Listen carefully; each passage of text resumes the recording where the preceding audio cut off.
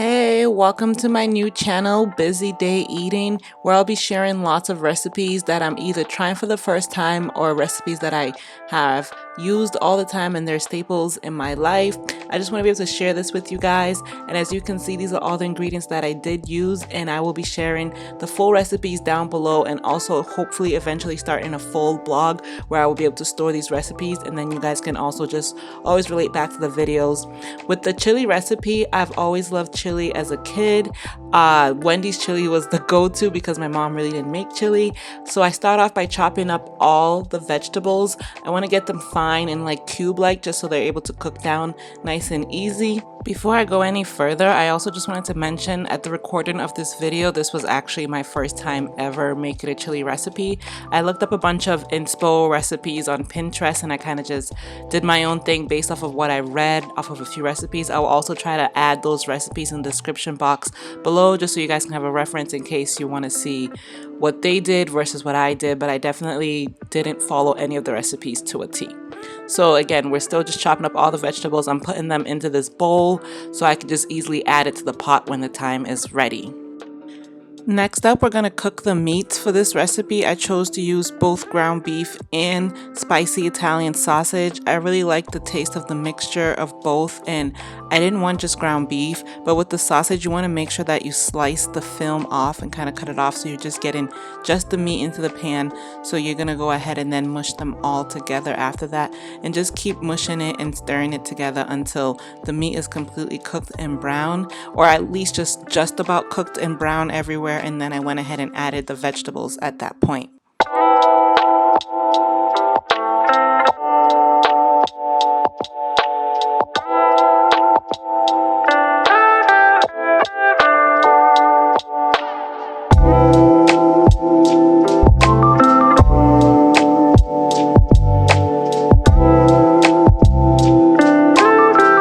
The meat is pretty much almost cooked all the way through and it's brown pretty much everywhere. I went ahead and drained the liquid. This pot was super helpful because it had holes and a draining system already, so I didn't have to do much like with the straining part. So next up, I'm gonna go ahead and add the spices and the vegetables and let it cook down some more.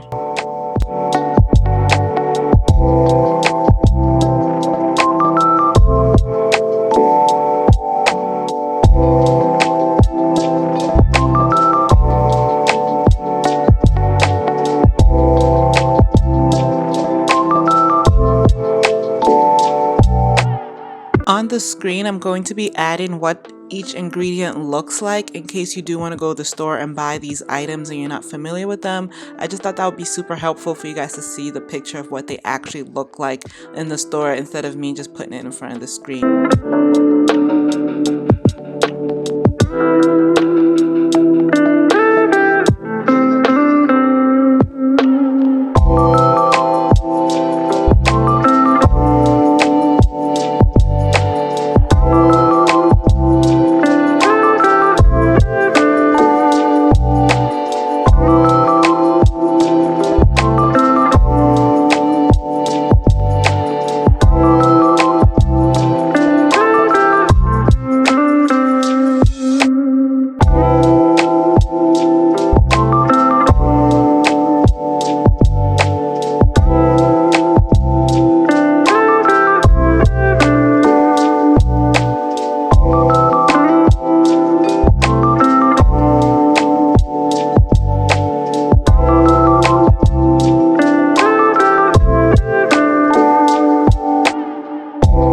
Next up, we're going to be adding the beans to the pan. I drained the water a little bit, but not all the way, just so there was just a little bit of the liquid in the can from the beans. And then I'm just going to go ahead and keep stirring this in. And I just want to make sure everything is nice and stirred and the spices really get on every single thing. Don't forget, all the ingredients used will be listed down below in the description box, and if you don't know what anything is at any single point, you can feel free to just leave me a comment and ask me if you're unsure of which ingredient goes to which part.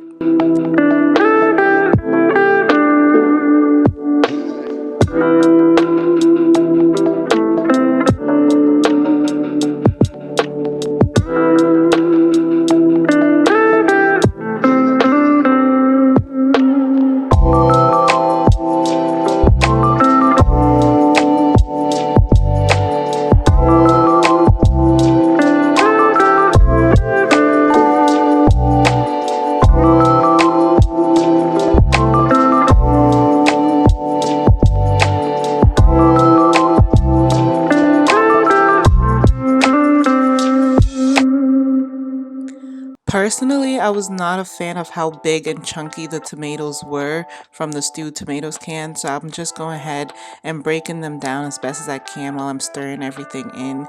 Obviously, I know they're going to end up some sort of chunky, but they were like a full tomato.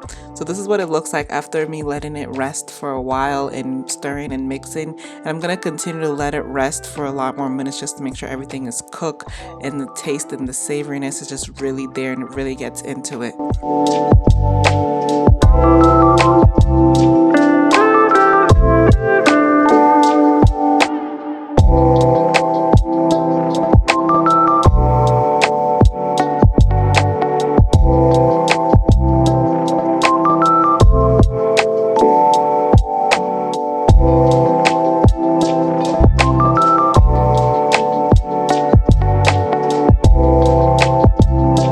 Once the pot comes to a boil, I'm going to cover it with the lid and let it sit on a low simmer for about 20 to 30 minutes. This is the final product of what the chili looked like right after it was done cooking. I like to have my chili two ways, honestly. The first way is I like to just top it with cheddar cheese. So this is shredded cheddar cheese. And I'm also going to just cut up a few scallions or green onions, however you like to cut them. And this is the first way. I will just take a spoon and eat it just like this, and it tasted so delicious. This chili had so much flavor in it, and the toppings just made it so much better. Another way I like to eat my chili is to go ahead and add some sour cream as a topping as well, and I would eat it this way with some tortilla chips and just pretty much use it as a dip, and this tasted amazing just as well. Let me know down in the comments which way do you like your chili. Do you like it just straight up as a soup kind of situation, or do you like it as a dip with chips? Thank you for watching my video. Don't forget that all the ingredients are listed down below in the description box. If you like more recipes from me, then make sure you hit the subscribe button, and I will see you in the next video.